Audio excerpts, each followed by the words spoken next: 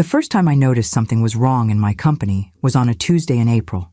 It wasn't anything dramatic, just a feeling, a subtle shift in the atmosphere of the offices I had built from nothing over 30 years ago. As I walked through the open workspace of Reynolds Family Consulting, I noticed how conversations stopped when I approached, how employees who used to greet me warmly now offered tight smiles before quickly looking away. Probably nothing, I told myself, smoothing down my tailored navy suit as I headed toward my corner office. At 62, I've developed an almost supernatural ability to sense trouble before it fully materializes.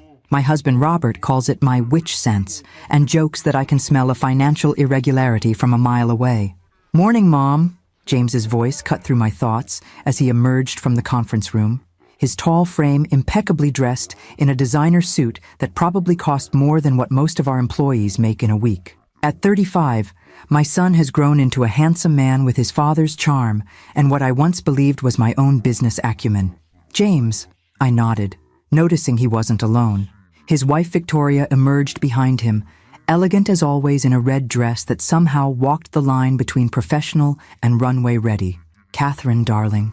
Victoria air-kissed both my cheeks, her signature perfume leaving a cloud of expensive scent in her wake. "We just finished the meeting with the Hendersons. Absolute success. They're increasing their contract by 30%. "The Hendersons?" I frowned. But they weren't scheduled for a review until next month. Something flickered across James's face. So brief I might have missed it if I hadn't been looking for it.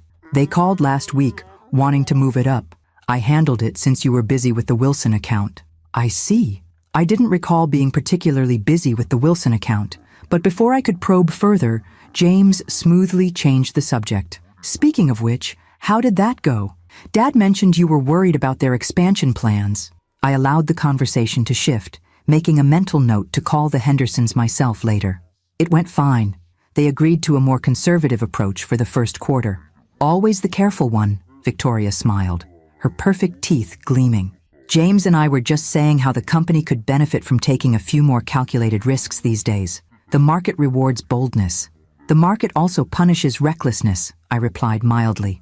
"Something I've learned over 30 years of keeping this company profitable through 3 recessions." Victoria's smile remained fixed, but her eyes cooled noticeably. "Of course. Your experience is invaluable." The way she hesitated before the last word sent a small chill down my spine. It wasn't the first time I'd sensed a certain dismissiveness from my daughter-in-law, but lately it seemed more pronounced. "We should get going," James interjected, checking his Rolex. "We have that lunch with the Morgans, remember?" "The Morgans?" I frowned again. "They're our clients. Shouldn't I be there?" "Just a social lunch, Mom," James assured me. David Morgan's daughter and Victoria were at school together. Nothing business-related.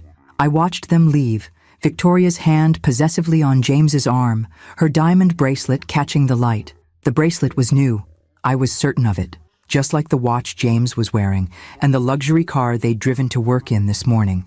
My son's salary is generous, but not that generous. Victoria's role as marketing director pays well, but nowhere near enough to justify their apparently ever-expanding collection of luxury goods. Something didn't add up. Instead of going to my office, I changed direction and headed to the accounting department. Normally, I would have summoned Grace Chen, my longtime administrative assistant, but something told me to keep my concerns private for now. "Mrs. Reynolds," Kevin Parker, the head accountant, looked startled to see me. "We weren't expecting you today. Just thought I'd check in." I smiled warmly, noting how Kevin's eyes darted nervously toward the door. "I'd like to see the quarterly expense reports if you don't mind." The expense reports?" Kevin's Adam's apple bobbed as he swallowed. "James already reviewed those last week. He said you were stepping back from day-to-day operations." I kept my expression neutral, despite the surge of alarm those words triggered. "Did he? How thoughtful of him to be concerned about my workload, but I'd still like to see them." "Of course," Kevin fumbled with his computer. "It's just, they're not quite finalized yet. Maybe if you came back tomorrow?" "I think now would be better." My voice remained pleasant, but I felt my eyes harden slightly. "Unless there's a reason I shouldn't see them?" Kevin's face flushed. No reason at all. It's just," he trailed off, clearly conflicted. I decided to change tactics. "Kevin, you've been with this company for what, 12 years now?" 13 next month, he confirmed. "And in those 13 years, Have I ever given you reason to believe I'd be anything but fair, even when mistakes were made? Kevin's shoulders slumped slightly. No, Mrs. Reynolds. Then please, show me what has you so nervous. With visible reluctance, Kevin turned his monitor toward me and pulled up a spreadsheet. James said these were confidential until the board meeting next week. I scanned the document, my trained eye immediately spotting several irregularities. Client invoices that didn't match contract amounts, consulting fees to companies I'd never heard of, executive expenses that had nearly tripled in the past 2 quarters. Who authorized these expenses? I asked, pointing to a particularly large sum designated as strategic market research. Kevin hesitated. Victoria did. James approved it. And what research was conducted? I don't know. The actual reports go directly to them. I scrolled through more entries, each more concerning than the last. A picture was forming, but I needed more information before I could be certain. Thank you, Kevin, I said finally, straightening up. Please don't mention my visit to James or Victoria. I'd like to surprise them with how engaged I still am with the company's finances. Kevin looked visibly relieved not to be caught in the middle. Of course, Mrs. Reynolds. As I walked back to my office, my mind was racing. The expense reports confirmed my suspicions that something was seriously wrong, but they didn't tell the whole story. If James and Victoria were embezzling funds, and the evidence certainly pointed in that direction, I needed irrefutable proof before confronting them. I also needed to understand the full scope of what they were doing. Were they simply siphoning money from the company, or was there something more sinister at play? The meeting with the Hendersons that had been moved up, the social lunch with the Morgans, were clients being targeted somehow?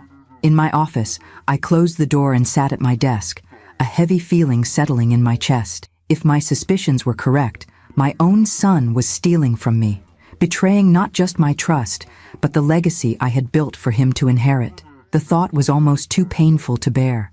My phone buzzed with a text from Robert. Dinner at Romano's tonight? James and Victoria want to celebrate their Morgan deal. What Morgan deal? I stared at the message, another piece of the puzzle clicking into place. The social lunch was clearly business-related after all. Business that James didn't want me involved in. I texted back, sounds lovely. 7 p.m.? As I set my phone down, my gaze fell on the family photo on my desk. James's graduation from business school. All of us smiling proudly, full of hope for the future we would build together. Had it all been a lie? Had James been planning this betrayal even then? One thing was certain. I hadn't built a successful business by ignoring my instincts or shying away from difficult truths. If my son was stealing from my company, I would find out, and I would stop him, no matter how much it broke my heart, but I wouldn't confront him directly. Not yet. First, I needed a plan. Something that would expose the truth in a way that not even Robert, with his blind spot for our son, could deny. As I stared out the window at the city skyline, an idea began to form. James and Victoria thought they were so clever, but they had forgotten one crucial fact. Long before I was their mother and mother-in-law, I had been a formidable businesswoman who had outmaneuvered competitors twice my size. If they wanted to play games, I would show them exactly whom they were dealing with. Romano's was bustling with the usual Tuesday night crowd when I arrived. Robert was already seated at our regular table, nursing his scotch on the rocks. After 38 years of marriage, I could read his mood from across the room. Relaxed, proud, completely unaware of the storm brewing in our family business. There she is, he smiled, standing to kiss my cheek as I approached. The financial wizard herself. Hardly, I replied, settling into my chair. Just doing my job. Always downplaying your success, Robert winked, signaling the waiter for my usual martini. James and Victoria are running a bit late. Something about finalizing details with the Morgans. I kept my expression neutral. So this Morgan deal, what exactly are we celebrating? Robert looked surprised. You don't know? I thought, well, James said they'd brought in the Morgans' entire portfolio. Apparently, David was so impressed with their presentation that he's moving all his family's business interests to us. The Morgans were a wealthy local family with diverse business holdings, exactly the type of client we specialized in serving. But David Morgan had been my client personally for over 15 years. Why would James and Victoria be making presentations to him without my knowledge? How interesting, I said carefully.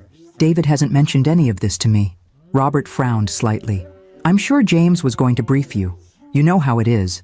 When opportunity knocks, you have to move quickly. Before I could respond, James and Victoria swept into the restaurant like celebrities, turning heads with their perfectly coordinated designer outfits and megawatt smiles. Victoria's new diamond bracelet sparkled under the restaurant lights. "Sorry we're late," James announced, bending to kiss my cheek. "The Morgans had 1,000 questions, but we closed it." He raised his hands in a victory gesture. "Congratulations," I said, watching his face carefully. It must have been quite the presentation to convince David to move his entire portfolio. Something flickered in James's eyes. Caution, perhaps, or calculation.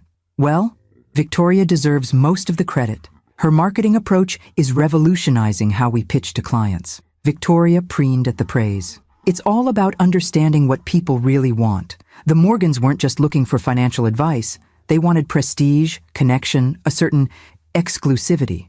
She sipped her wine, eyeing me over the rim. "Sometimes the older generation doesn't fully grasp how important these emotional factors are in decision-making." I smiled thinly. "How fortunate that the younger generation is here to educate us." Robert, oblivious to the tension, raised his glass. "To James and Victoria, the future of Reynolds Consulting." We clinked glasses, and I took a small sip of my martini, my mind quietly processing what I was hearing. The Morgan portfolio was worth millions in management fees alone.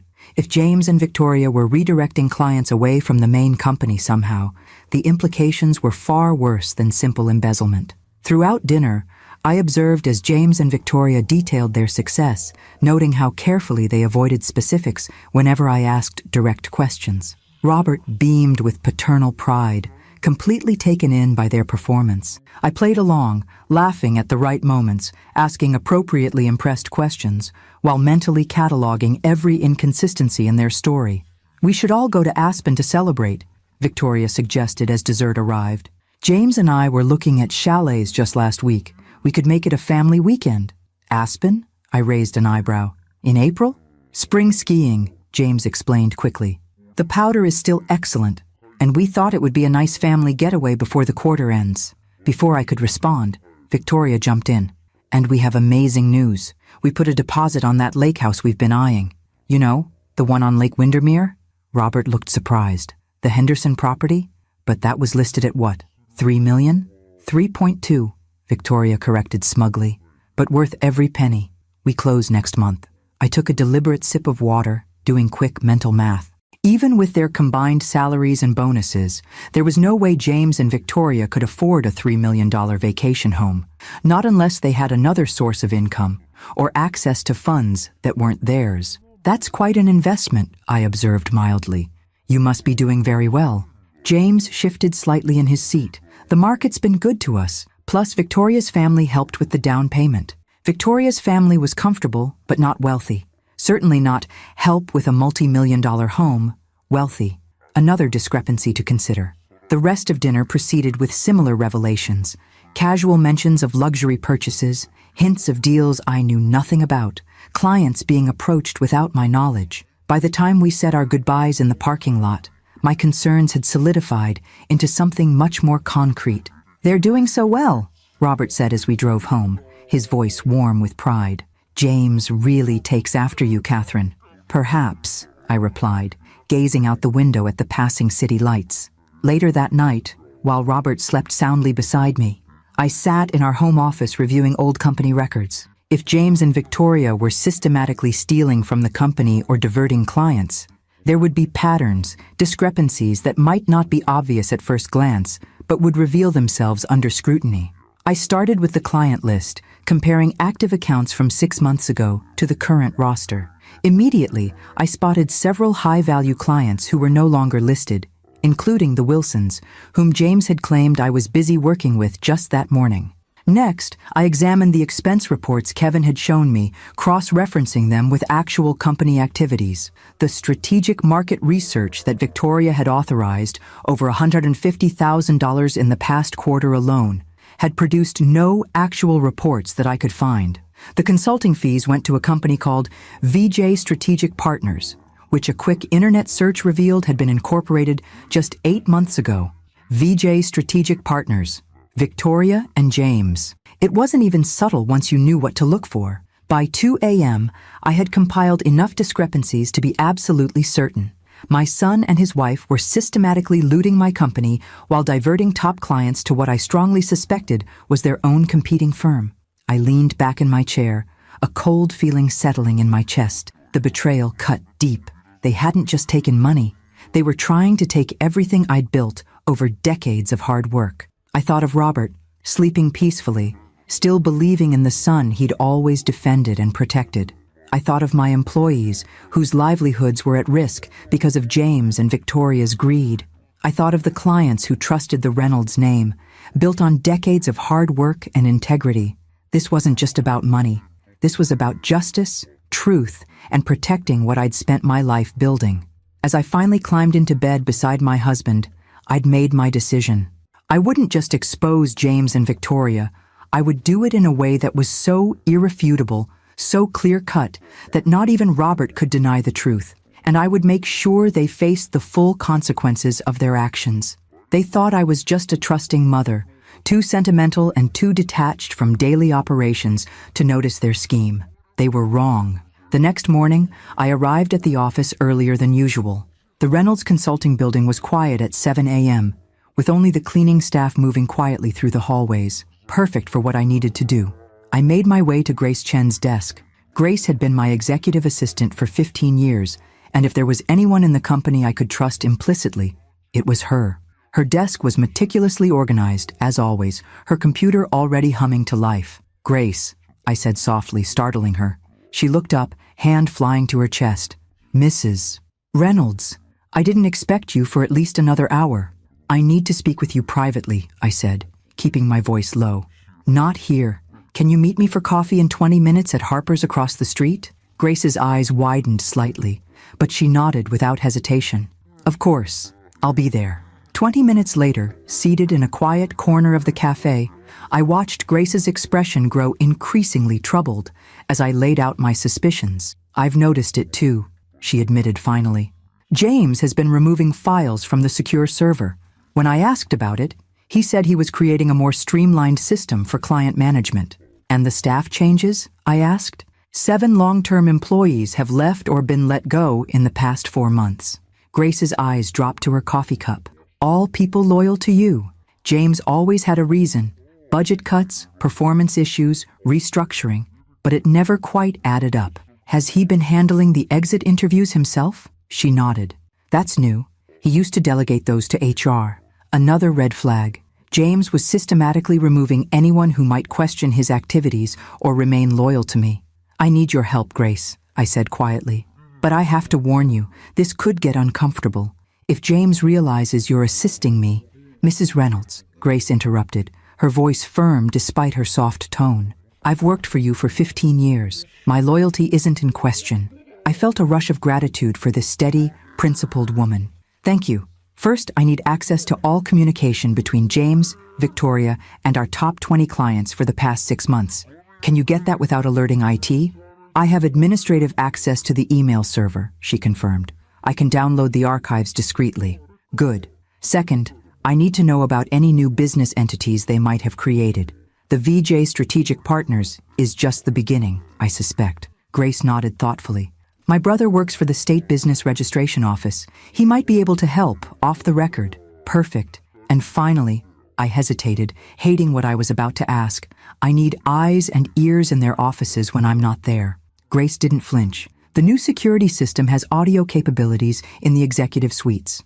It was installed for emergency situations, but the controls are accessible through the security office. Carl, the head of security, has been with us for 12 years. I'd forgotten about the new security system, another example of how James had been counting on my supposed detachment from operational details. "Set up a meeting with Carl," I said, discreetly. By the time I arrived at my office an hour later, my plan was taking shape. I needed 3 things: irrefutable evidence of their financial misconduct, proof of their intent to divert clients to their own venture, and a way to present this evidence that even Robert couldn't dismiss. James stopped by my office mid-morning, knocking on the open door with that charming smile that had always melted my heart. Now I wondered how I'd missed the calculation behind it. "Mom, I just wanted to check if you're free for the Henderson presentation next week. They specifically asked if you'd be there." The Hendersons again, the same clients he'd met with yesterday without me. Of course, I replied, watching him carefully. Though I thought you'd already wrapped that up? A flicker of something, annoyance, concern, crossed his face before the smile returned. Just preliminary discussions. The actual proposal presentation is next Tuesday. Victoria's putting together something special. I nodded pleasantly. I look forward to it. And James? Let's have lunch later this week. Just the two of us. It's been too long since we've had a proper catch-up. His smile faltered almost imperceptibly. Absolutely. I'll check my calendar and get back to you. After he left, I returned to reviewing the company's financial statements, now seeing the discrepancies that had been hidden in plain sight. James had been clever. The individual transactions weren't large enough to trigger automatic alerts, and they were disguised as legitimate business expenses. But together, they painted a damning picture. Around noon, Grace texted me. Meeting set with Carl, 2 p.m., off-site. The security chief met me at a small cafe several blocks from the office. Carl Jenkins was a former police detective who had transitioned to corporate security 15 years ago. His handshake was firm, his eyes sharp and assessing. Grace briefed me, he said without preamble once we were seated. If what you suspect is true, this goes beyond internal theft. There are criminal implications. I'm aware, I replied. That's why I need to be absolutely certain before taking action. Carl nodded approvingly. Smart. The security system captures audio in all executive areas except bathrooms. Video is limited to common areas for privacy reasons. I can give you access to the feeds, but there's a potential legal issue. Explain. As the company owner, you have the right to monitor company premises. But if you're gathering evidence for potential criminal charges, we need to be careful about chain of custody. I considered this. For now, I just need to confirm my suspicions. We can worry about legal admissibility later. Carl agreed. And by the end of our meeting, I had access to the security system through a secure application on my personal tablet. Another piece in place. That evening, I received a text from Grace. Found 3 more entities, VJ Strategic Partners, Morgan Reynolds Holdings, and Windermere Asset Management, all registered in the past 8 months, all listing J and V as principals, Morgan Reynolds Holdings. They were even using my family name to steal my clients. The audacity was breathtaking. Robert was working late at the university, so I had the house to myself. I sat in my home office, organizing what I'd learned so far and planning my next steps. The evidence was mounting, but I needed something definitive, something that would make their betrayal so clear that not even Robert could deny it. As I reviewed my notes, a notification appeared on my tablet. Movement in James's office. He had returned to the building despite the late hour. Curious, I activated the feed. James and Victoria were there, speaking in hushed but excited tones as they reviewed documents spread across his desk. The Hendersons are practically signed, Victoria was saying. Once we get Catherine to make the formal introduction at the presentation, they'll trust us completely. And they'll never know that their assets will be managed by Windermere, not Reynolds, James added with a laugh. Mother's stamp of approval is still our best selling point. They're using me, I whispered to the empty room, the final piece clicking into place. They weren't just stealing clients, they were using my reputation, my relationships, to do it. I switched off the tablet, my resolve hardening. I now knew exactly what I needed to do. James and Victoria wanted to use my reputation? Fine. I would give them the opportunity, but on my terms, not theirs. The trap I would set needed to be perfect, irrefutable, and public enough that there could be no denying what they had done. And I knew just how to do it. Over the next few days, I moved carefully, setting each piece of my plan in place while maintaining a facade of business as usual. To anyone watching, especially James and Victoria, I appeared to be the same semi-detached company founder, gradually stepping back from daily operations to make room for the next generation. Only Grace and Carl knew differently. With their help, I gathered evidence methodically, building a comprehensive picture of exactly what James and Victoria had been doing. The scope of their betrayal was even larger than I'd initially suspected. Through the security feeds, I learned they had already diverted 12 major clients to their shadow companies. Through financial records, I discovered they had siphoned nearly $1, $2 million in company funds through fake consultancy fees and inflated expenses. And through emails Grace recovered, I confirmed they planned to resign and take the company's biggest clients with them once they had secured enough business to launch publicly. They're planning to announce their new venture at the annual Client Appreciation Gala next month, I told Grace during one of our off-site meetings. They'll have poached enough clients by then to survive the initial break. How can they possibly think they'll get away with this? Grace asked, genuinely bewildered. The legal implications alone. They're counting on family ties, I replied. They assume I won't pursue legal action against my own son, and that even if I wanted to, Robert would never allow it. The more I uncovered, the clearer it became that James and Victoria viewed me not as a respected founder, but as a convenient stepping stone, and eventually an obstacle to be removed. It was painful to accept, but the evidence was undeniable. By Friday, I had enough information to take action. I could have gone straight to the authorities or called an emergency board meeting to present my findings, but that approach had drawbacks. It would be messy, public, and would give James and Victoria time to prepare their defenses or potentially destroy evidence. No, I needed something more definitive, something that would catch them in the act so blatantly that there could be no wriggling out of it. And for that, I needed bait they couldn't resist. The opportunity presented itself that afternoon when James finally followed up on my lunch invitation. "Sorry it took so long to get back to you, Mom," he said, popping his head into my office. "Things have been crazy busy. How's lunch on Monday sound?" "Perfect," I smiled. "And since we'll both be out of the office, I wonder if you could do me a favor over the weekend?" "Of course," he replied, immediately solicitous. "What do you need?" "Robert and I are revising our estate planning," I explained, watching his expression carefully. "Our financial advisor wants an updated list of our assets and accounts. Most of it's straightforward, but I realized I don't have the login information for my personal investment account, the one I set up after selling the vacation property. I think I left that folder at home in my bedroom. Could you possibly stop by and find it for me?" The blue folder on my nightstand. I saw the flash of interest in his eyes, quickly concealed. "Sure, no problem. We're having dinner with Dad tomorrow night anyway. I can look for it then." "That would be wonderful. There's information about all my personal accounts in there, and I just haven't had time to sort through it." "Happy to help," he said with a smile that didn't quite reach his eyes. "Anything specific I should look for?" "The blue folder has everything. Account numbers, passwords, balances. Just grab the whole thing. And James, don't mention this to your father. You know how he worries about estate planning. It makes him anxious about mortality." "Our secret," James promised, already mentally counting the money, if I read his expression correctly.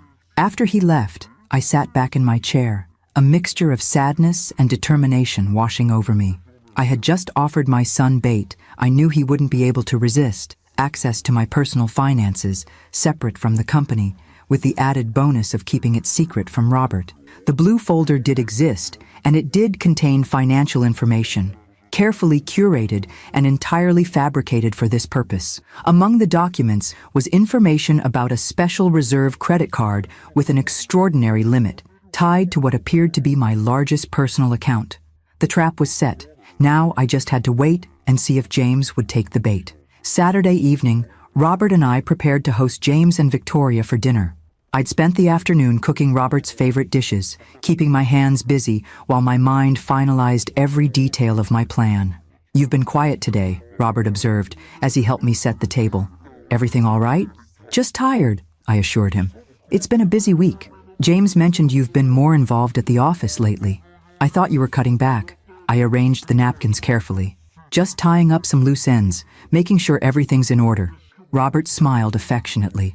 Always the perfectionist. "You know, you should be proud of how James has stepped up. The company couldn't be in better hands." The irony of his statement might have made me laugh if it weren't so painful. "We'll see," I said non-committally.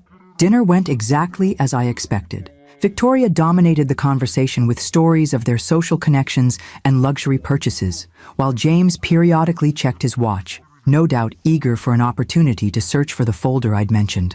After dessert, I deliberately left my wine glass half full and excused myself. "I've got a terrible headache coming on. I think I'll take something and lie down for a bit." "Do you want me to come with you?" Robert asked, concerned. No, stay and visit. I just need to lie down in the dark for a while. Those new computer screens at the office are murder on my eyes. In our bedroom, I took the blue folder from the nightstand and placed it prominently on top. Then I removed the small camera I'd hidden earlier and positioned it with a clear view of the nightstand. Finally, I took the sleeping pill I'd already palmed and washed it down with water from the bathroom sink. The medication was real, a prescription sleep aid I occasionally used for insomnia. Tonight, I needed to be genuinely asleep when James made his move. The appearance of deep sleep had to be authentic. James was many things, but he wasn't stupid. I changed into pajamas, turned off the lights except for a small lamp, and got into bed with a book. The sleeping pill would take about 30 minutes to work. By the time James came looking for the folder, I would be genuinely unconscious, but the camera would capture everything. As I felt the medication beginning to take effect, a wave of sadness washed over me. How had it come to this? Setting a trap for my own son, whom I'd raised, loved, and trusted with my life's work? But beneath the sadness was a steely resolve. James and Victoria had made their choices. They had betrayed not just me, but everything I'd built, everyone who depended on Reynolds Consulting for their livelihoods, and every client who trusted us with their financial future. As I drifted towards sleep, I thought about what would happen next. Either James would take the bait, giving me the irrefutable evidence I needed, or he wouldn't. In which case, I still had enough proof to take action, just with a less dramatic reveal. Either way, by Monday morning, everything would change. The thought followed me down into darkness as the sleeping pill finally took hold. I woke to the gentle beeping of my alarm, set for 5 a.m. My head felt heavy from the sleeping pill, but my mind cleared quickly as I remembered the events of the previous night. Reaching under my pillow, I found my phone and checked the security app. The camera had worked perfectly. There it was, in high-definition clarity, James entering my darkened bedroom at 3:17 a.m., moving quietly toward my nightstand. I watched as he hesitated briefly, looking at my sleeping form before taking the blue folder. He also opened my purse, which I'd left strategically placed, and removed my premium credit card, the one connected to my highest limit account. I fast-forwarded through the footage, watching as he returned to the guest room where he and Victoria were staying. They spent nearly 20 minutes going through the folder, their expressions growing increasingly excited as they reviewed the fabricated account statements showing personal assets of over $8 million, separate from the company. "This is perfect," Victoria whispered, her voice just audible on the recording. "We can use this card for the Bali trip. She'll never notice. She doesn't even check these statements." "We should be careful," James cautioned, though he was already pocketing the credit card. "Just the trip and maybe a few gifts. Nothing too obvious." "Please," Victoria scoffed. "Your mother trusts you completely. Besides, by the time she notices anything, we'll have already launched Windermere.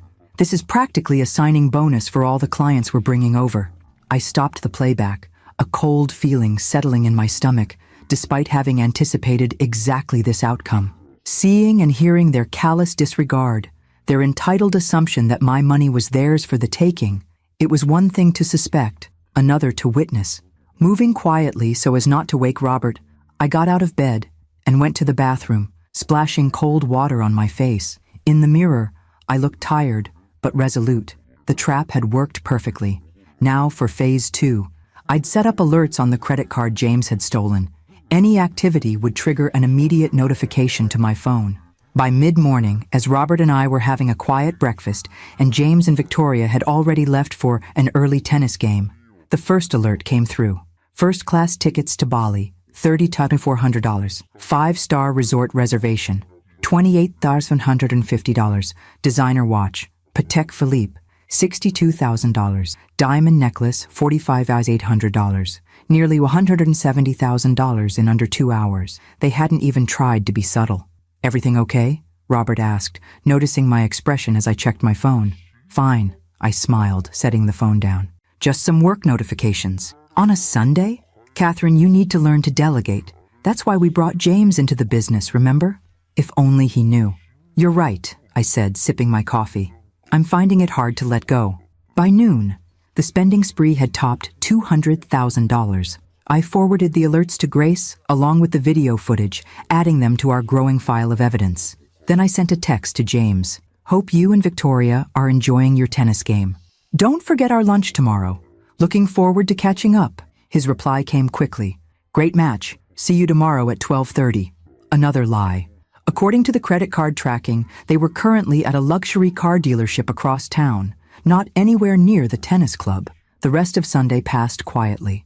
I worked in my home office, organizing the final pieces of evidence and preparing for what would come next. Robert graded papers and prepared lectures for his upcoming classes, occasionally wandering in to chat or bring me tea.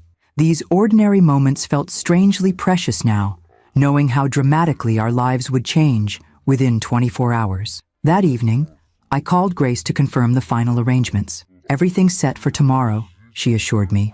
The conference room is booked for 2 p.m. and everyone you requested will be there. The board members, legal counsel, and the auditor. And they don't know the purpose of the meeting? Only that it's urgent and confidential. I've prepared the packets as you requested. They'll be distributed at the start of the meeting. Thank you, Grace. I hesitated, then added, after tomorrow, things will change significantly at Reynolds Consulting. I want you to know that whatever happens, your position is secure. I appreciate that, Mrs. Reynolds, but my concern isn't for my job. It's for you. This can't be easy. Her empathy nearly broke my composure. No, I admitted quietly, it isn't. After we hung up, I checked the credit card alerts one final time before bed. The total had now reached just over $240,000, $250,000 stolen in a single day. The final purchase had been a pair of diamond cufflinks from Tiffany's, time-stamped just 30 minutes ago. As I prepared for bed, Robert wandered in, wrapping his arms around me from behind as I stood at the bathroom sink. You seem tense, he observed, meeting my eyes in the mirror. Is it the company? James mentioned there might be some restructuring happening. I turned to face him, studying the face I'd loved for nearly 4 decades. How would he look at me tomorrow when he learned what our son had done? Would he blame me? Stand by me? I simply didn't know. It's nothing serious, I lied, hating the deception, but knowing it was necessary for just a few more hours. Just some changes on the horizon. He kissed my forehead gently. Change can be good, and with James at the helm, I'm sure the company is in excellent hands. I didn't respond, just leaned into his embrace and closed my eyes, storing away this moment of peace before the storm that was coming. Monday morning dawned bright and clear. I dressed with particular care, choosing a tailored navy suit that always gave me confidence. Today of all days, I needed to project absolute authority and composure. As I fastened my pearl earrings, a gift from Robert on our 25th anniversary, I thought about the lunch meeting with James that would precede the board meeting. Should I confront him then? Give him a chance to explain or confess? Or would that just give him time to prepare excuses, destroy evidence, warn Victoria? No, I decided. The evidence needed to be presented to everyone simultaneously. The element of surprise was crucial. I checked my phone one last time before leaving for the office. The credit card alerts had continued through the morning, another $20,000 at a luxury boutique just an hour ago. The total now stood at $267,482. Ready for your lunch with James? Robert asked as I gathered my things. More than ready, I replied, the truth of the statement deeper than he could possibly understand. He kissed me goodbye at the door. Give him my best. And Catherine? Try to relax a little. James knows what he's doing. I managed a smile, though my heart felt like lead. Yes, he certainly does. With that, I headed to my car, ready to face the most difficult confrontation of my life. By this evening, everything would change. For me, for Robert, for James and Victoria, and for Reynolds Consulting. The midnight theft had set it all in motion. Now, there was no turning back. I arrived at the restaurant 15 minutes early, choosing a quiet table in the back corner where we wouldn't be easily overheard. Bella Vita was one of James's favorite spots, an upscale Italian place where the staff knew him by name and always fawned over him as if he were visiting royalty. Today, that familiarity would work to my advantage. I needed him comfortable, confident, unsuspecting. As I waited, I checked my phone again. Another alert had come through. A $200 purchase at a high-end men's clothing store just 30 minutes ago. James was certainly making the most of his stolen credit card before our lunch. He arrived precisely on time, looking impeccable in what I suspected was a brand new suit. The Patek Philippe watch gleamed on his wrist. One of yesterday's purchases, no doubt. Mom, he greeted me warmly, bending to kiss my cheek. You look great. That suit always was one of my favorites. Thank you, I replied, noting how easily the compliment came to him. You're looking well yourself. New watch? His hand went automatically to his wrist, a flicker of something, caution, guilt, crossing his face before his smile returned. Yes, actually, an early anniversary gift from Victoria. Another lie, so casually delivered. I wondered how many thousands of lies had preceded this one over the years. How long had he been deceiving me? Had there ever been a time when my son had been the person I thought he was? It's beautiful, I said. Victoria has excellent taste. She does, he agreed, signaling for the waiter. Speaking of Victoria, she wanted me to apologize for monopolizing the conversation at dinner Saturday. She gets carried away sometimes. No apology necessary. It's always interesting to hear about your lives. I paused as the waiter arrived to take our drink orders. By the way, did you find that folder I mentioned? The one with my financial information? James took a sip of water, his eyes not quite meeting mine. I looked, but I couldn't find it. Maybe you moved it? Another lie. That's strange. I was sure it was on my nightstand. I could look again next time we're over, he offered, the perfect concerned son. Don't worry about it. I called the financial advisor this morning and got the information directly from him. Something flickered in James's eyes. Alarm, quickly concealed. Oh good. Problem solved then. The waiter returned with our drinks and we ordered our meals. Throughout the first course, we kept the conversation light. Office gossip, Robert's latest academic publication, an upcoming charity gala that Victoria was helping organize. To anyone observing us, we would have appeared to be a mother and son enjoying a pleasant lunch together. But beneath the surface, I was cataloging every inconsistency, every careful evasion, every moment when James checked his phone a bit too anxiously. He was waiting for something, confirmation of the board meeting perhaps, or updates from Victoria about their plans. So, I said as our main courses arrived, tell me about this Henderson presentation tomorrow. I understand it's quite important. James launched into an explanation of their strategy, how Victoria had developed a revolutionary approach to managing family assets across generations. He was animated, passionate, and entirely deceptive. Not once did he mention that the Hendersons would actually be directed to Windermere Asset Management, not Reynolds Consulting. It sounds impressive, I said when he finished. Though I'm curious, this new approach seems different from our traditional company philosophy. Are we shifting our overall strategy? Evolution, not revolution, James replied smoothly. The market is changing, Mom. We need to change with it. And these changes, they've all been documented and approved through proper channels? A slight narrowing of his eyes. Of course, everything's been handled according to company protocol. More lies. There had been no board approvals, no official documentation of these evolutionary changes. Just James and Victoria operating in the shadows, using the company's resources and reputation to build their own competing business. Good, I smiled. I'm glad to hear it. You know how I feel about proper procedures. James relaxed visibly, taking my words at face value. Always the stickler for details. But that's what built the company, right? Among other things, I agreed. Trust, integrity, client commitment. The foundations don't change, even if the methods evolve. He had the grace to look momentarily uncomfortable, but it passed quickly. Exactly. As we finished our meals, I deliberately checked my watch. I should get back to the office. I have a meeting at 2. Anything important? James asked casually. Just some administrative matters, I replied. Nothing you need to worry about. His phone buzzed with an incoming text. He glanced at it, his expression changing subtly before he tucked the phone away. Everything all right? I asked. Fine, he said quickly. Just Victoria confirming our dinner plans. But I'd seen enough of the text to know it wasn't from Victoria. It was from Grace, the automated message I'd asked her to send.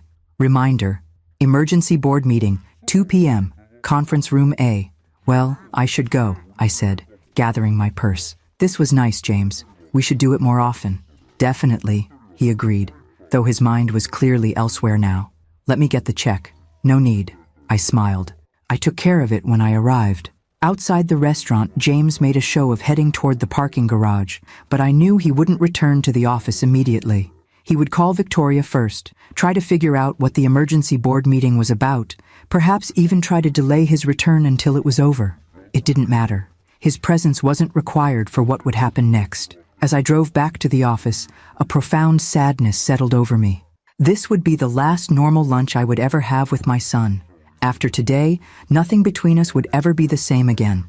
I thought back to the boy he had been, bright, charming, seemingly honest. When had that boy become this man who could steal from his own mother, betray her trust, undermine her life's work? Had the seeds always been there, or had I somehow failed him as a parent? These questions had no answers, at least not today. All I knew was that the evidence was irrefutable, the betrayal complete, and the consequences unavoidable. When I arrived at the office, Grace was waiting by the elevator, a folder in her hands. "Everything's ready," she said quietly. "The board members are gathering in conference room A. Legal counsel arrived early and has reviewed all the documentation. And James? Called in, said he's running late, stuck in traffic, asked if the meeting could be delayed." I nodded, having expected exactly this. "And Victoria?" "In her office. She doesn't know she's expected at the meeting. I'll bring her in once everyone else is settled, as you requested." "Thank you, Grace, for everything." She met my eyes steadily. "It's the right thing to do, Mrs. Reynolds. Difficult, but right." As we walked toward the conference room, I straightened my shoulders and took a deep breath. The time for doubt, for questioning, for second-guessing was over. I had given James and Victoria every opportunity to behave honorably. They had chosen a different path. Now they would face the consequences of that choice. The boardroom fell silent as I entered. 8 people sat around the polished mahogany table. 5 board members, our chief legal counsel, the head of our auditing firm, and Robert, whom I'd asked Grace to call in separately. His confused expression told me he had no idea why he was there. "Thank you all for coming on such short notice," I began, taking my place at the head of the table. "I apologize for the urgency and secrecy, but after what I'm about to share, I believe you'll understand the necessity." Grace entered quietly, distributing sealed folders to each person present. "Please don't open these yet," I instructed. "First, I need to provide some context." Robert frowned, clearly concerned. "Catherine, what's going on? Where's James?" "James has been informed of this meeting. Whether he chooses to attend is his decision." I nodded to Grace, who slipped out of the room again. "She's going to bring Victoria in. We need both of them to hear this." I began my presentation, keeping my voice steady despite the emotion threatening to surface. "For the past several months, I've been investigating financial irregularities within Reynolds Consulting. What I discovered goes far beyond simple mismanagement or error. It represents a deliberate, systematic effort to defraud the company and its clients." The board members exchanged alarmed glances. Martin Weber, our longest-serving member, leaned forward. "What kind of irregularities are we talking about, Catherine?" "Embezzlement, client poaching, corporate espionage, creation of competing businesses using company resources." I paused as Victoria entered, escorted by Grace. "Ah, Victoria. Please join us. We were just discussing the activities of VJ Strategic Partners, Morgan Reynolds Holdings, and Windermere Asset Management." Victoria froze, her usual poise deserting her. I don't know what you're talking about."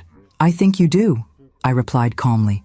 "Please have a seat. James is apparently running late, but we'll proceed without him." Victoria reluctantly took a seat beside Robert, who was looking increasingly bewildered. "Catherine, you're not making any sense. What competing businesses?" "The ones your son and his wife have been building with company resources for the past 8 months, I said, unable to keep a hint of bitterness from my voice. "The ones they've been diverting our top clients to while systematically undermining Reynolds Consulting from within." "That's absurd," Victoria protested, but her voice lacked conviction. "This is some kind of misunderstanding." "No misunderstanding," I replied. "You may all open your folders now." For the next several minutes, the room was silent except for the sound of pages turning as everyone reviewed the evidence I'd compiled.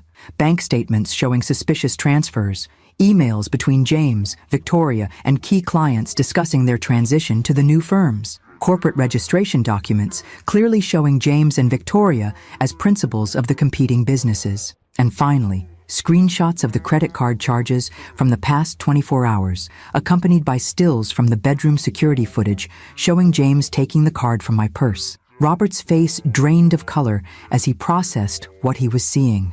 "This can't be right," he whispered, but there was no conviction in his voice. The evidence was too overwhelming, too detailed, too damning. Victoria had abandoned any pretense of innocence and was now texting frantically under the table, no doubt warning James not to come to the meeting. "Put the phone away, Victoria," I said firmly. "It's too late for damage control." The door opened, and James walked in, his expression a careful mask of confusion that dissolved into shock when he saw the open folders on the table and the stony faces of the board members. "What's going on?" he asked, trying to sound casual, but failing utterly. "Sit down, James," I said. "We were just reviewing how you and Victoria have been stealing from the company, diverting clients to your secret businesses, and most recently, using my personal credit card for $250,000 in luxury purchases." His eyes darted to the folder in Robert's hands, then to Victoria's pale face, then back to me. I could almost see the calculations happening behind his eyes. What to admit, what to deny, how to spin this into something less damning. "Mom, this is a massive misunderstanding," he began, his voice taking on the soothing tone he used when trying to manage difficult clients. "Yes, Victoria and I have been exploring some independent business opportunities, but everything has been above board. As for the credit card, that was just a mistake. I thought it was the company card for client entertainment." "Client entertainment?" I repeated. "A $62,000 watch is client entertainment? First-class tickets to Bali? A diamond necklace for Victoria?" He faltered, his carefully constructed explanation collapsing under the weight of specific details. I can't explain that." "No need," I said. "The explanation is quite simple. You saw an opportunity to steal, and you took it. Just as you've been stealing from this company for months. Just as you've been planning to steal our clients and our reputation." Robert finally found his voice. "James, tell me this isn't true. Tell me there's another explanation." The desperation in his eyes nearly broke my heart.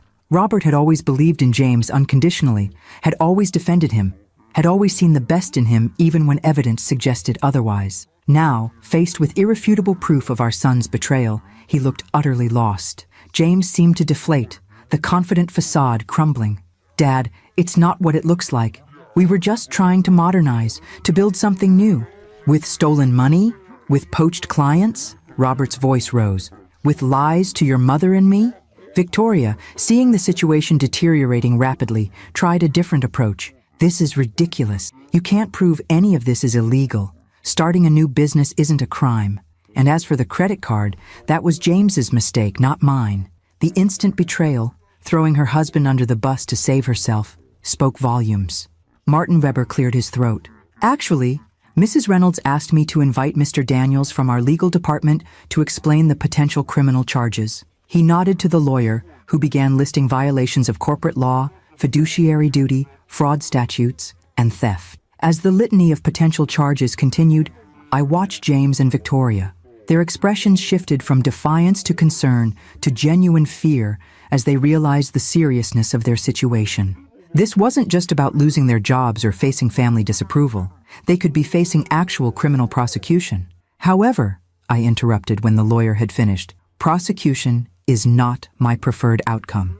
All eyes turned to me, surprise evident on every face. Despite everything, James is still my son, and while I cannot and will not allow this behavior to continue, I am offering an alternative to criminal charges. I slid a document across the table toward James and Victoria. "This is a separation agreement. It outlines the terms under which Reynolds Consulting will not pursue criminal charges. Those terms include immediate resignation from all positions, full restitution of all stolen funds, dissolution of your competing businesses, and a legally binding non-compete agreement." James stared at the document, his face unreadable.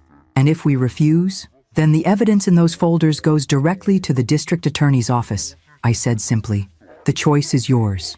The boardroom fell silent as everyone absorbed the gravity of the moment. My son and his wife had committed crimes that could send them to prison. I was offering them a way out, not without consequences, but without the utter destruction of their lives. It was more mercy than they deserved, but less than my heart wanted to give them. The perfect, painful middle ground that felt like failure no matter which way I looked at it. In that moment of suspended time, with all eyes on James and Victoria, I felt nothing but hollow exhaustion. There would be no winners here today, only varying degrees of loss. "I need to consult with our attorney," James finally said, breaking the heavy silence, "before signing anything." "Of course," I replied evenly, "but the offer expires at 5 p.m. today." After that, we proceed with filing criminal charges. Victoria shot James a panicked look. We can't possibly... Not now, Victoria. He cut her off, his voice tight with barely controlled anger. We need to step outside. I nodded to Grace, who escorted them to a smaller conference room where they could make their calls privately. As the door closed behind them, the tension in the boardroom shifted. The board members began quietly discussing the implications for the company, while the auditor made notes about accounts that would need immediate review. Robert sat motionless, staring at the documents in front of him. I could almost see the weight of reality crushing down on him, the undeniable evidence that the son he'd always defended, always believed in, had betrayed us both in the most fundamental way. I'd like a moment alone with my wife, he finally said, his voice hoarse with emotion. The others filed out respectfully, leaving us sitting at opposite ends of the long table. For a moment, neither of us spoke. What could we possibly say that would make any of this better? How long have you known? Robert finally asked. Suspected? A few weeks? Known with certainty? Only a few days. And you didn't tell me. It wasn't a question, but I answered anyway. I couldn't. Not without proof. You wouldn't have believed me. He flinched at the truth of it. I would have. No, Robert, I interrupted gently. You wouldn't have. You've never believed anything negative about James. Not when his college roommate accused him of stealing. Not when his first boss reported him for expense account irregularities. Not when our neighbors caught him using their pool while they were away after they'd explicitly told him not to. Those were different. Minor indiscretions. Not this. He gestured helplessly at the folder. Not theft. Not betrayal on this scale. It's the same pattern, just escalated, I said. James has always believed rules don't apply to him. And we, especially you, have always protected him from consequences. Robert's face crumpled. So this is my fault? I loved our son too much, believed in him too much, and that turned him into a criminal? I reached across the table, taking his hand. No, James made his own choices, but we did fail him in one crucial way. We never taught him that actions have consequences, and now the consequence could be prison. Robert withdrew his hand, running it through his hair in a gesture so like James's that it made my heart ache. How can you be so calm about this? So cold? The accusation stung, but I understood it came from his pain. I'm not cold, Robert. I'm heartbroken. But one of us needs to stay focused on what has to be done. And what exactly is that? Destroying our son's life? His marriage? His future? James destroyed those things himself, I replied, trying to keep the edge from my voice. I'm trying to save what can be saved. The company, our employees' livelihoods, our clients' trust. And yes, I'm trying to give James a chance to avoid prison, which is more mercy than most people in my position would show. Robert fell silent again, the fight draining out of him. What happens now? Either they sign the agreement or they don't. Either way, Reynolds Consulting continues. We have contingency plans in place for both scenarios.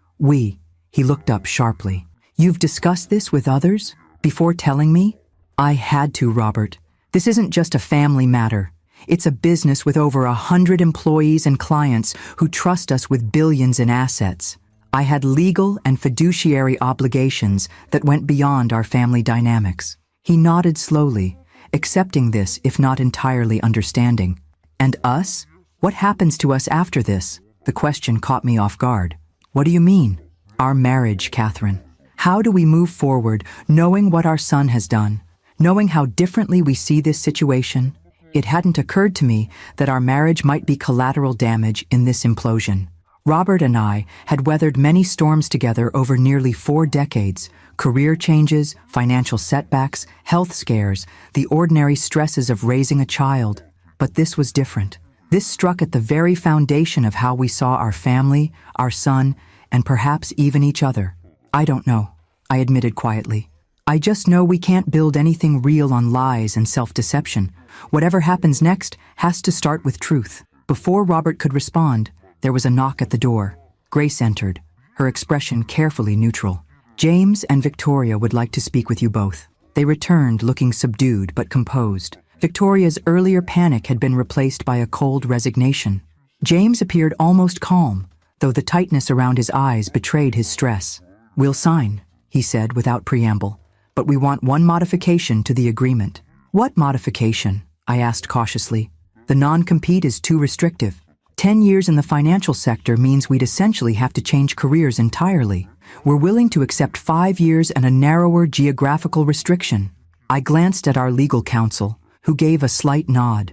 We can accommodate that change. Everything else remains as written. Including full restitution? Victoria asked, her voice brittle. Do you have any idea what that will do to us financially? We'll lose everything. The house, the cars. Yes, I said simply. You'll lose the material trappings you acquired through fraud and theft. That seems appropriate. She flushed with anger, but remained silent as the lawyer made the requested modifications to the agreement. When the new documents were printed, James and Victoria signed them without further comment. What now? James asked, pushing the signed papers across the table. Now you clean out your offices and turn in your company property, I replied. Your resignations will be announced as a mutual decision to pursue other opportunities. The board will issue a statement expressing gratitude for your contributions and confidence in the company's future. A golden parachute we don't deserve, James observed, a hint of his old cynicism returning. Not for your sake, I corrected him. For the companies, for the employees who depend on Reynolds Consulting for their livelihoods, for the clients who trust us with their financial futures. They don't need to know the ugly truth. Robert spoke for the first time since James and Victoria had returned. Where will you go? What will you do? James shrugged, not meeting his father's eyes. We still have some savings, enough to rent a place somewhere and figure out our next steps. Which won't be in financial consulting, Victoria added bitterly. Thanks to the non-compete. There are other fields, I pointed out. Other ways to make a living that don't involve betraying people's trust. James flinched at that. The first sign that something, shame, regret, reality, might be breaking through his protective shell of entitlement. You should go now, I said, suddenly exhausted by their presence. Grace will assist you in gathering your personal items. As they stood to leave, James paused, looking at me with an expression I couldn't quite read. For what it's worth, I never meant it to go this far. It started small, just a side project, a backup plan. Then it snowballed. It always does, I replied. But that doesn't change what you did or the choices you made. After they left, Robert and I sat in silence again, the signed agreement between us like a physical manifestation of our family's fracture. Outside the boardroom, I could hear the muffled sounds of the office continuing its normal operations. Phones ringing, keyboards clicking, occasional laughter. Life going on, oblivious to the seismic shift that had just occurred within these walls. I should go, Robert finally said. I need time to process all this. I nodded, understanding. Take whatever time you need. I'll be at the office late tonight. There's a lot to manage in the wake of this. He stood, gathering his coat, then paused. The credit card, Catherine. The one in the video. Was that real? Did he actually steal $250,000 from you in one day? The card was real, I replied carefully. But it wasn't connected to any of my actual accounts. It was a trap. A card I set up specifically for this purpose, with a temporary high limit and immediate alerts. Robert stared at me, something like awe mixing with the hurt in his eyes. You set him up. I gave him an opportunity to show his true character, I corrected. He made the choice to steal. I simply made sure there would be irrefutable evidence when he did. Always 3 steps ahead, Robert murmured. I forget sometimes just how formidable you are. I couldn't tell if it was admiration or accusation in his voice. Perhaps a bit of both. After he left, I sat alone in the boardroom, the weight of the day finally catching up to me. My son was a thief who had betrayed my trust in the most fundamental way. My marriage was on uncertain ground. My company faced a major transition with the sudden departure of 2 top executives. Yet beneath the pain and uncertainty, I felt something unexpected. A quiet strength, a clarity of purpose that had been missing in recent years. The worst had happened, and I had faced it. I had protected what mattered, stood firm for what was right, and refused to look away from difficult truths. Whatever came next, I would face it with that same clarity and resolve. The next few weeks passed in a blur of activity. The official story, that James and Victoria had resigned to pursue other opportunities, was accepted without much question by most employees and clients.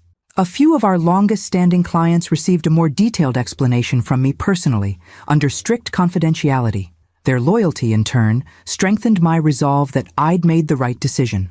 Grace proved invaluable during this transition, handling everything from reassigning James and Victoria's clients to coordinating with IT to secure our systems against any potential retaliation. I promoted her to operations director, a position she'd long deserved, but that James had repeatedly blocked, claiming she lacked executive presence. "I don't know what to say," she'd stammered when I offered her the role. "This is unexpected." "It shouldn't be," I'd replied. "You've been doing half the job already, without the title or compensation. It's long overdue."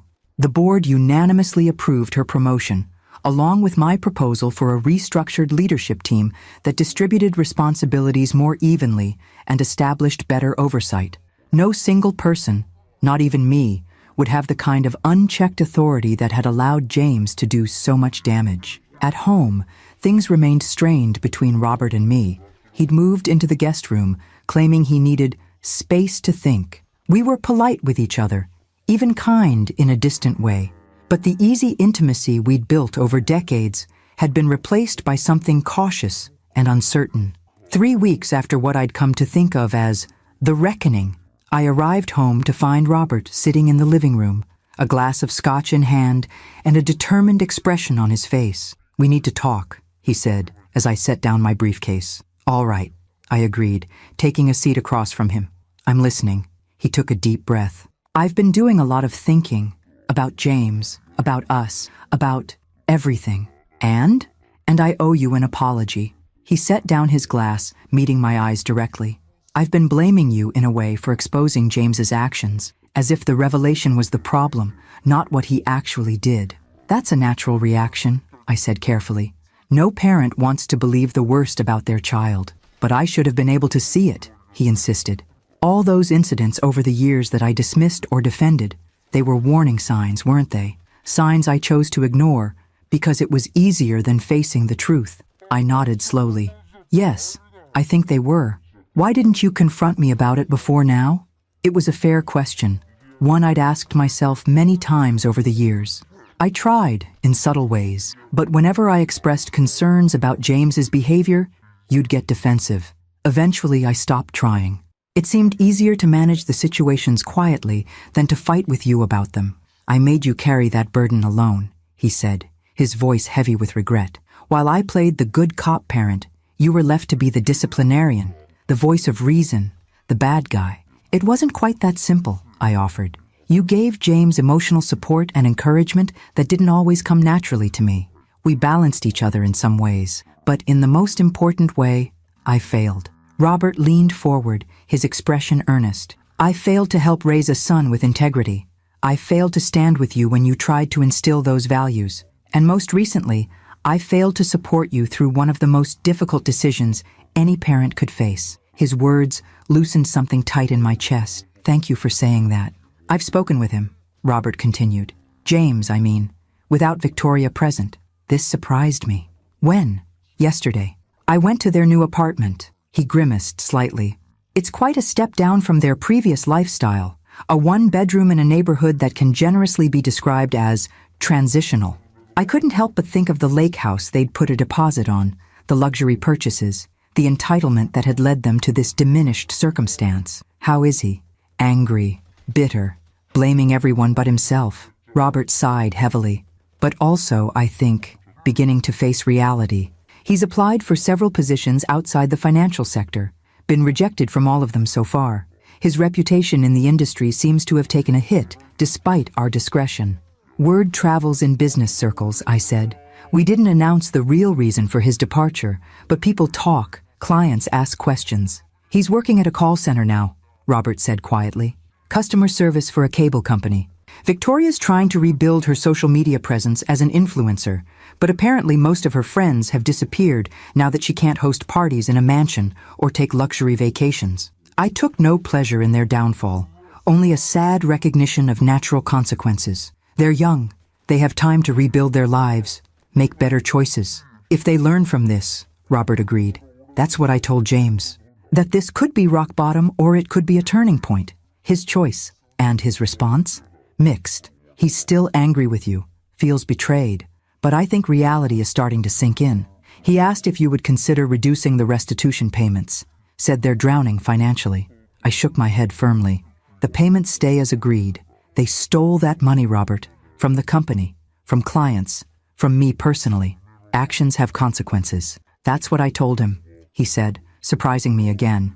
That he needed to honor the agreement and prove he could be trustworthy again, even if it's difficult. Thank you, I said quietly, for standing with me on this. He reached across the space between us, taking my hand. I should have been standing with you all along. I'm sorry it took something this extreme to make me see that. His touch was warm, familiar, the first real connection we'd had in weeks. Where does this leave us? I asked, echoing his question from the boardroom. That depends, he replied. Can you forgive me for failing you? For not seeing what was happening with James? For blaming you when you finally exposed it? I considered his questions carefully. I think forgiveness is a process, not a single decision, but I want to work toward it. I've missed you, Robert. Missed us. I've missed us too. He squeezed my hand gently. Maybe we could start with dinner, just the two of us? Talk about something other than the company or James for a change? It was a small step, but an important one. I'd like that. Later that evening, as we shared a simple meal at our kitchen table, I felt a tentative hope taking root. Robert and I had a long way to go to rebuild the trust and intimacy that had been damaged, but we were making a start. Much like Reynolds Consulting, our marriage was entering a rebuilding phase, more carefully structured, more vigilant against potential weaknesses, but still founded on decades of shared history and genuine care. After dinner, as we washed dishes together in a companionable silence, Robert asked, "Have you thought about what comes next for you? At the company, I mean?" I have, I admitted. I'm stepping back into a more active role for now, to stabilize things after James and Victoria's departure. But long-term, I'm considering a different approach to succession planning. Not another family member, I hope, Robert said with a wry smile. No, I laughed softly. I'm thinking more along the lines of developing talent from within. People who've proven their loyalty and capability over years, not months. People like Grace. She always was remarkably competent, Robert observed. James never gave her enough credit. Many people didn't, I agreed, including me at times. But that's changing now. As I dried the last plate and put it away, I felt a sense of purpose that had been missing in recent years. Reynolds Consulting would survive this crisis and emerge stronger, with leadership that truly embodied the values I'd tried to build the company on. My marriage, too, might eventually heal, with honest communication replacing the comfortable but ultimately damaging patterns we'd fallen into. And James? That remained to be seen. The path to redemption was there if he chose to take it, but the journey would be his to make. I couldn't walk it for him, couldn't shield him from the consequences of his actions any longer. In that way, perhaps this painful episode was a gift of sorts, a final opportunity for my son to grow into the man I'd always hoped he would become, rather than the entitled, dishonest person he'd allowed himself to be. Only time would tell if he would take that opportunity. For now, I had a company to rebuild, a marriage to repair, and a life to reclaim. One truthful step at a time. 6 months passed, bringing changes both expected and surprising. Reynolds Consulting not only survived the transition, but thrived under the new leadership structure. Without James and Victoria's hidden sabotage, client retention improved dramatically, and the atmosphere in the office transformed from tense uncertainty to collaborative energy. Grace exceeded even my highest expectations in her new role, bringing a fresh perspective while honoring the company's core values. Several other longtime employees stepped into leadership positions that James had previously blocked them from, creating a diverse and experienced executive team. At home, Robert and I had gradually rebuilt our relationship. The guest room was empty again, and while we'd never recapture the blind trust of our early years, we'd developed something perhaps more valuable. A partnership based on honest communication and mutual respect. Our weekly date nights had become a sacred ritual, a time to connect without the pressures of work or family drama. As for James and Victoria, we received updates primarily through Robert, who maintained limited contact with them. They had moved to a different city, both working jobs that they would have considered beneath them a year ago. Victoria had abandoned her influencer aspirations and was now a sales associate at a department store. James worked in the back office of a small manufacturing company doing basic accounting, as close to financial work as he could get while honoring the non-compete agreement. The restitution payments came like clockwork each month, not without complaint, according to Robert. But they came, nonetheless. It would take years to repay the full amount, a constant reminder of their choices and their consequences. I had not spoken directly to James since the day in the boardroom. He had made no attempt to contact me, and I had respected that distance, believing that any reconciliation would need to begin with him acknowledging the gravity of what he had done. So far, that acknowledgement hadn't come, until today. "Mrs. Reynolds?" Grace's voice came through the intercom on my desk. "There's someone here to see you. He doesn't have an appointment, but—" She hesitated. "It's James." My heart stuttered in my chest. "James is here? Now?" "Yes. Should I tell him you're unavailable?" I considered it briefly. Part of me wanted to refuse, to maintain the boundary that had been established, but another part, the mother who still loved her son despite everything, couldn't turn him away. "No, it's all right. Send him in." As I waited, I straightened the papers on my desk, a nervous habit I thought I'd outgrown decades ago. What could he want after all this time? Money? A reduction in the restitution payments? The softening of the non-compete agreement? The door opened, and James stepped in. I barely recognized him at first. Gone was the expensive suit, the perfectly styled hair, the confident swagger. This James wore khakis and a simple button-down shirt, his hair cut in a practical, inexpensive style. He'd lost weight, and there was a weariness about him that hadn't been there before. "Mom?" he said simply, standing awkwardly just inside the doorway. "James." I gestured to the chair across from my desk. "Please, sit down." He did, his movements stiff, uncomfortable. For a moment, neither of us spoke, the silence heavy with 6 months of separation and years of damaged trust. "You look well," he finally said. "The company seems to be doing well too." "Yes," I agreed. "On both counts. And you?" He shrugged slightly. "Surviving. It's been an adjustment." I waited, letting him find his way to whatever had brought him here. "I'm not here to ask for anything," he said finally, as if reading my thoughts. "I know that's what you're probably expecting, that I want money, or a reduction in payments, or some kind of exemption from the agreement." The thought had crossed my mind, I admitted.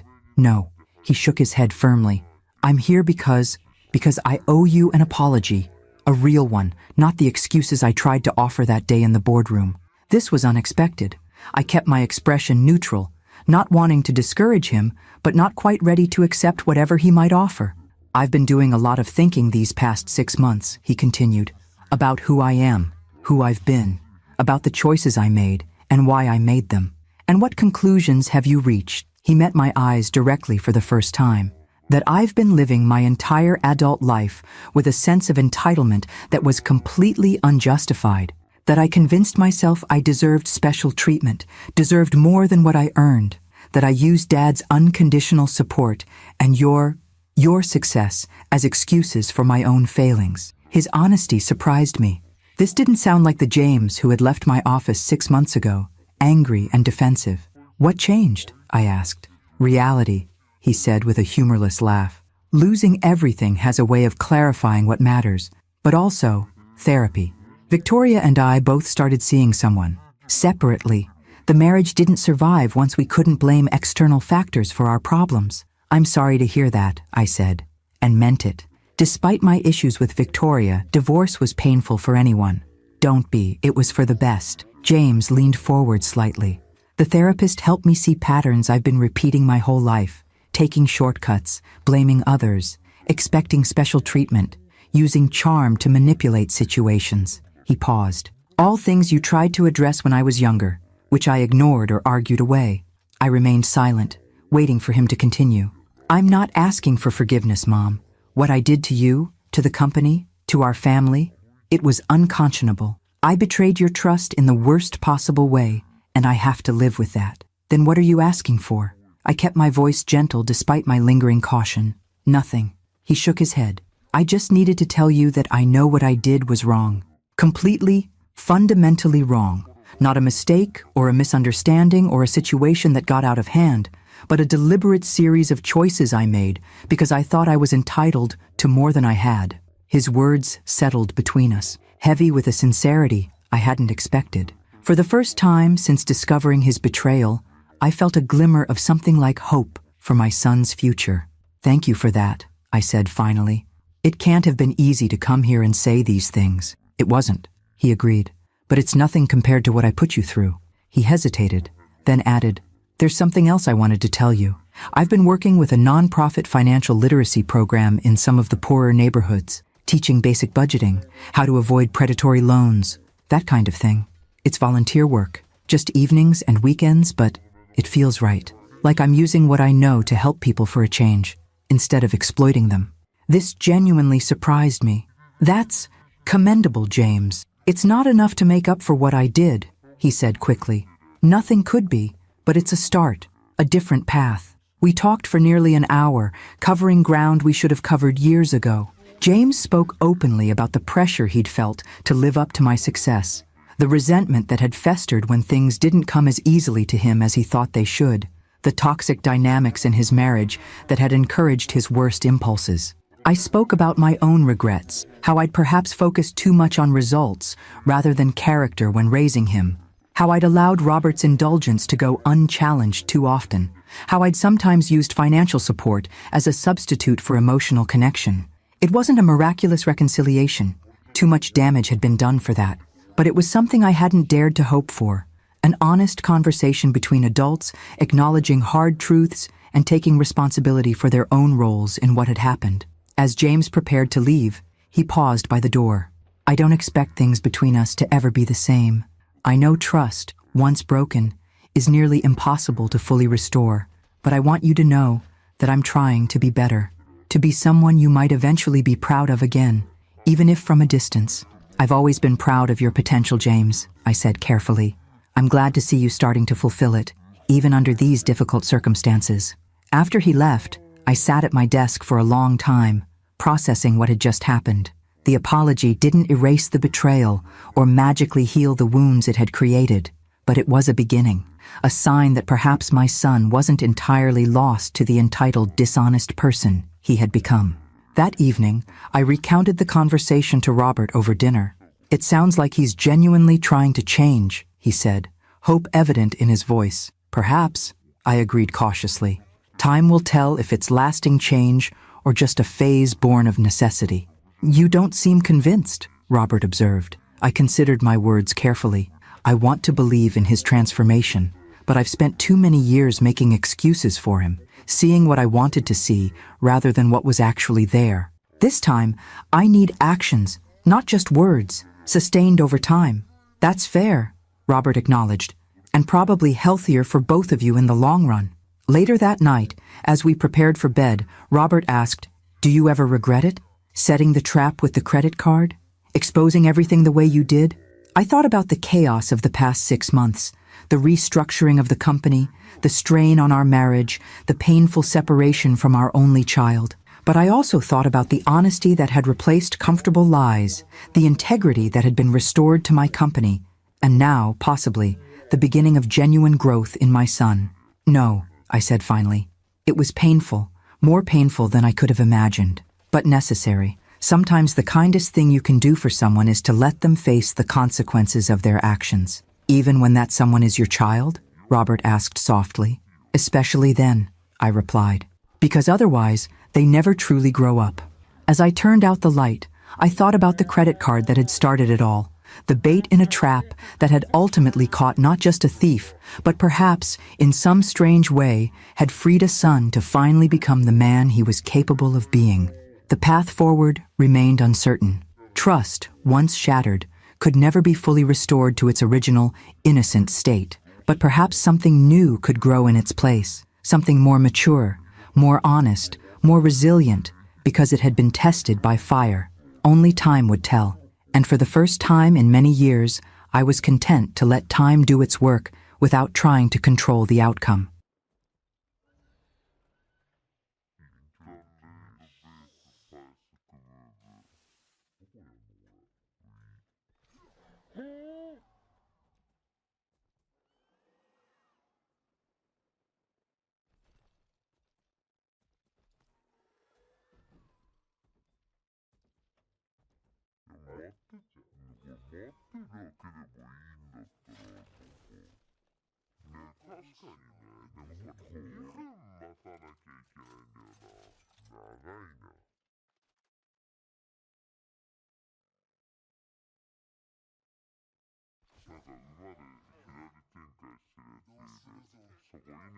のとこ詰められてるよ。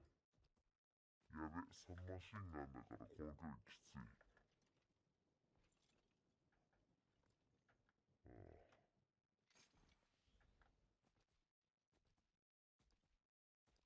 パラディンってオートスポットがあんだよな。こんにちは、来ました。でもなんか、10時に出てるはず。いねえだろ、こっちおいでよ。いねえだろ。これ、いいよ。これ使いなよ。相手がスナイパー持ってないか